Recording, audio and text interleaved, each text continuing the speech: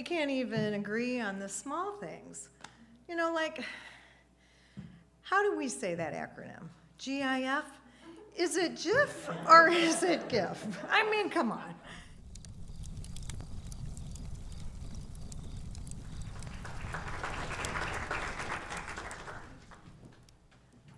Okay, being last is hard. I mean, they were fabulous, weren't they? Yeah. All right, our country, wow, it seems really divided now, doesn't it? Oh my, we're so divided politically, religiously, economically. You'd think that a worldwide pandemic would bring us together? No. We can't even agree on the small things. You know, like, how do we say that acronym? GIF? Is it GIF or is it GIF? I mean, come on. You know, does pizza really have to have pineapple? And I don't know about your household, but mine, the age-old debate on whether toilet paper roll goes over or under. Yeah, well, hey, but I got some good news for you. Because after a lot of meticulous research and a lot of data collection, I have discovered the one thing that everybody in the entire world can agree on. We're all sick of COVID. Yep, come on, yeah. Well, the bad news is that my story has a little bit to do with COVID, so you can groan now if you want, but don't leave yet, because it's pretty good. So my story takes place in fall of 2020, and just to help set that time for you, because time is so weird now, that was the time before we had vaccines and after masks were widely available. And it was a time period where lots of people were making some individual choices for themselves. Lots of ordinary activities had become very risky.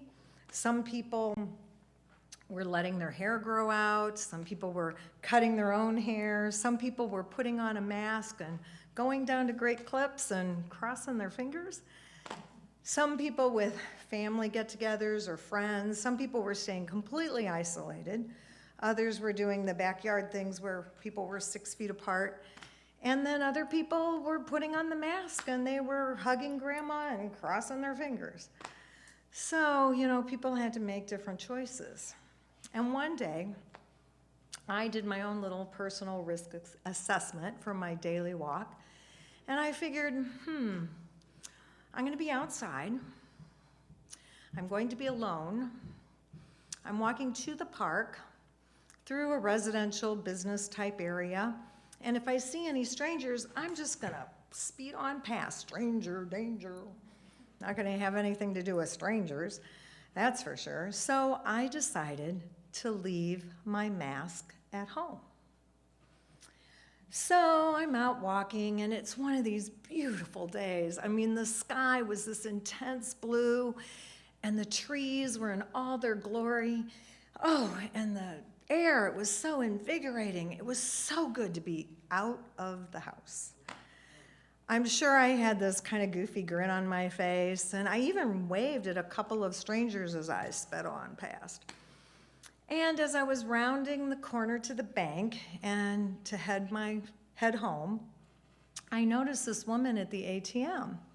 We were waving, and for some reason, I still do not know why, I stopped. Don't know why. At one point, we were talking about the weather, about how beautiful it was, and then we started talking about other things. Now, she was still, 10 feet away, so it was safe. It was fairly safe. And we started talking about other things, and we ended up talking about that Disney movie, Soul. Have you seen it? If you haven't, you have to see it. The animation is like fabulous. Well, it's about this soul who does not want to come to Earth. I mean, maybe had heard about the pandemic, but whatever. They kept trying to get the soul to come to earth, and it was not having it.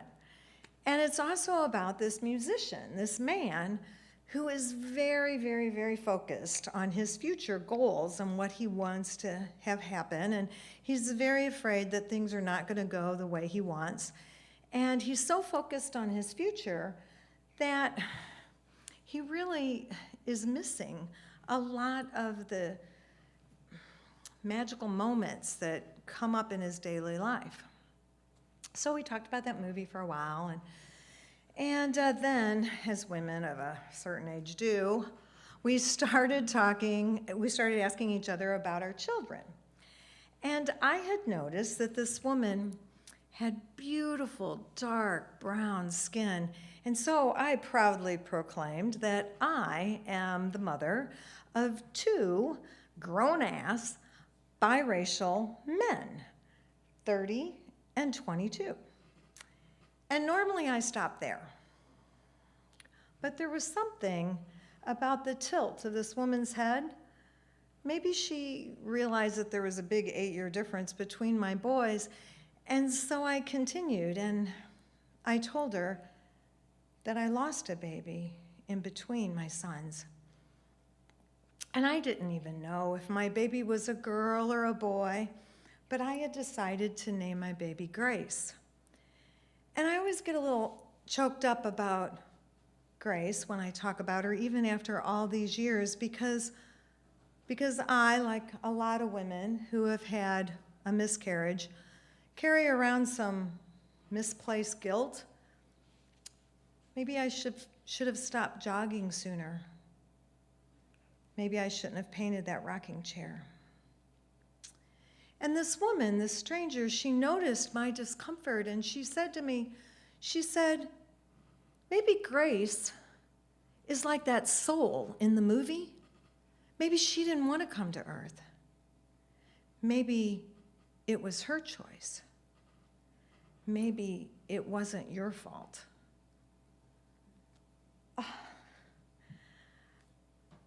That gave me so much comfort. Comfort that my friends and my doctor and my family had not been able to give me all those years. And so I asked her about her children. And she said that she too was the proud mother of 2 grown-ass black men. But then she said, there used to be 3. That her youngest was murdered. Oh my God, what do you say? I mean, I blathered something, hopefully consoling, hopefully not too ridiculous, but she noticed my discomfort, and she said, it's okay. He wasn't meant for this world. And then we started talking about this world. Oh my God, and how hard it is to be mothers, especially mothers of black boys. And we talked about how often we would be fearful when our boys would leave the protection of our homes and would go to school or to work or to a protest. And how often we would stand at the window at night waiting for them to come home and imagining horrific things that could be happening to our babies. I told her, I said, I gave my boys the talk as best as a white lady can. And then I tried to offer my sympathy for her son, her youngest son, who she had lost. And she said, no, it's okay. He's in a better place. And then she said, hey, maybe your Grace is in the place where babies are before they're born. And maybe my son is in the place where people go when they die too young. And maybe they can talk to each other, and maybe they can keep each other company. And again, I felt this wonderful sense of comfort from this stranger. And then she looked at me kind of shyly, and this slow smile spread across her face. And she said, "May I have a hug, please?" Stranger danger. I can't hug her. I don't have a mask. She doesn't have a mask. We're in the middle of a pandemic. Oh my God, we're going to die. And then, as quickly as that thought went into my head, thankfully it went out, and I realized what the real danger would be, as if it would be dangerous if I became like that man in the Disney movie, the musician, and to be so afraid of the future and what might happen that I would miss the magical moments of my present. And this definitely was a magical moment. So I hugged her. I might have crossed my fingers, but I hugged her for a long time. And as we stepped apart, I noticed her van in the parking lot, and on the bumper was a Trump sticker. And then as I walked away, she said, "God bless, have a blessed day." And I thought, wow, we are really different politically and religiously. And then I went, no. We just shared our motherhood, our grief, our humanity. We couldn't be more the same.